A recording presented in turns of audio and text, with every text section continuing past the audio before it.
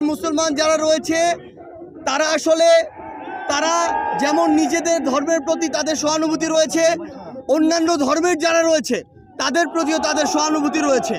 কিন্তু এই সহানুভূতিকে ব্যবহার করে কেউ যদি নিজেদের ওই ভারতে বসা চক্রান্ত, যারা মাসের 30 দিনের 25 দিন দেহটা নিয়েই বাংলাদেশে বসে থাকে আর বাকি 5 দিন মনটা নিয়ে ভারতে যায়, সেখানে চক্রান্ত করে এবং সেই চক্রান্তের এক্সিকিউশন এই বাংলাদেশে এসে ঘটায়, সে সকল উগ্রবাদী হিন্দুদেরকে প্রতিহত করার জন্য আমাদের মনে বিন্দুমাত্র সহানুভূতি থাকবে না।